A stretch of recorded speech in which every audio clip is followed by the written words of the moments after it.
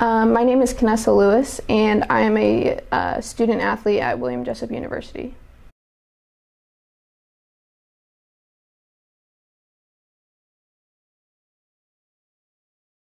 I experienced mental health symptoms when I was pretty young. Probably the earliest I can remember is probably around like 4 or 5.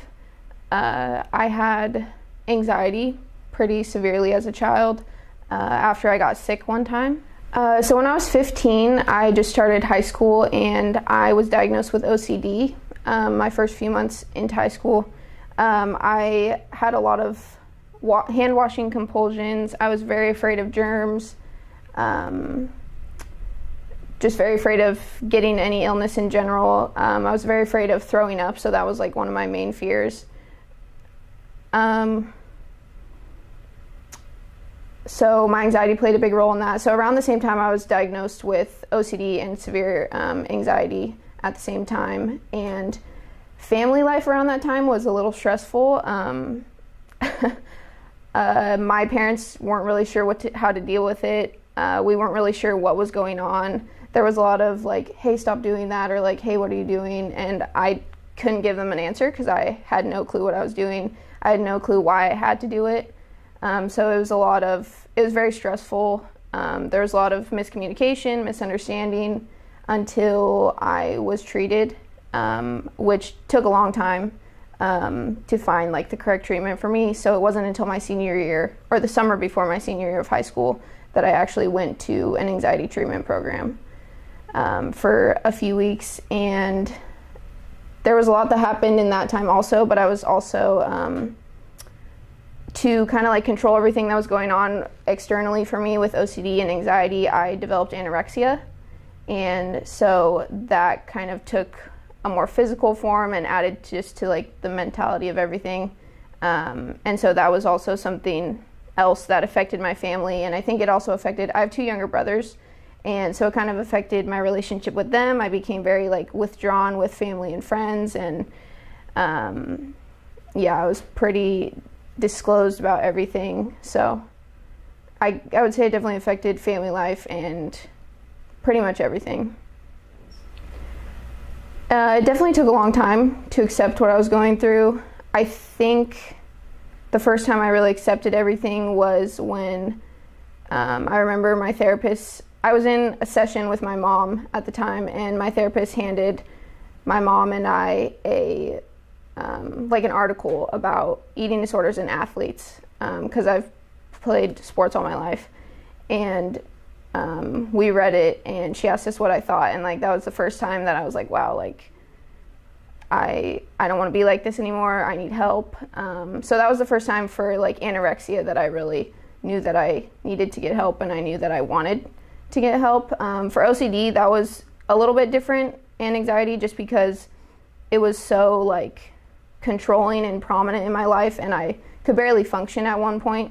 So I guess like it kind of took a while for me to admit that like I had an issue, and I didn't want to really stop doing those things because my anxiety told me that if I did, then like all the stuff that I was thinking would happen.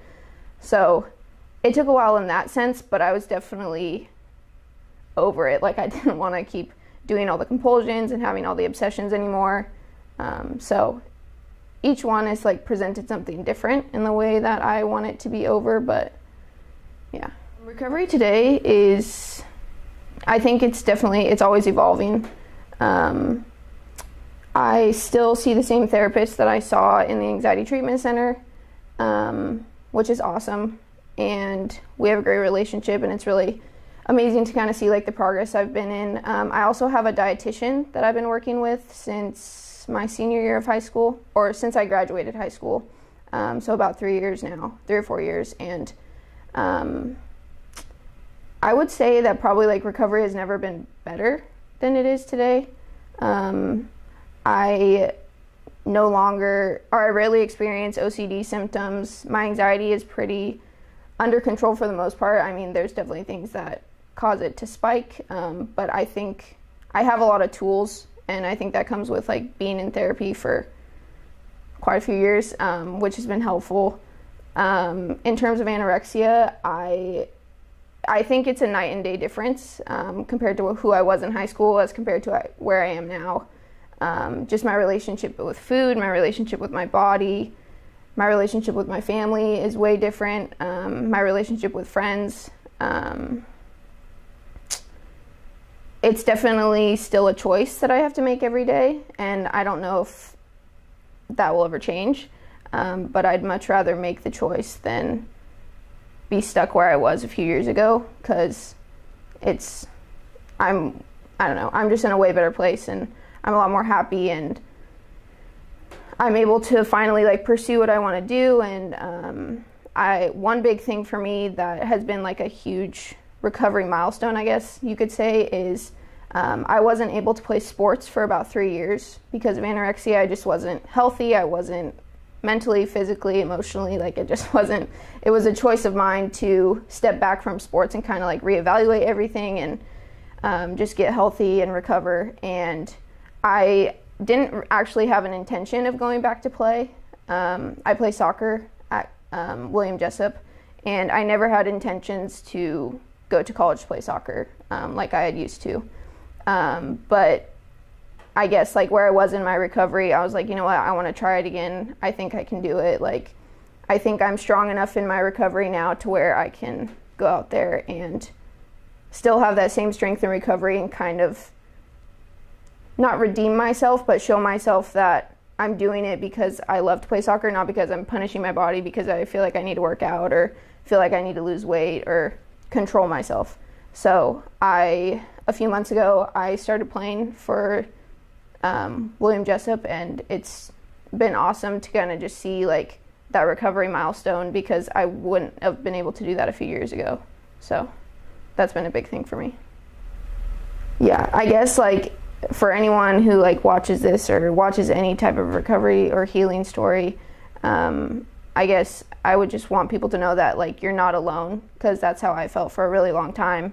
When I didn't know that there were resources out there, when I thought I was the only one who went through multiple mental illnesses and experienced things like that. So I guess my biggest thing is just like being able to reiterate that to people and share my story, not because I'm like want people to feel for me, but because I want other people to know that they're not alone and that there's resources and there's people out there who have gone through similar things in a unique way, because everyone's unique. But I think that would just be the biggest thing, is that's why I do the things that I do, and that's why I pursue what I pursue.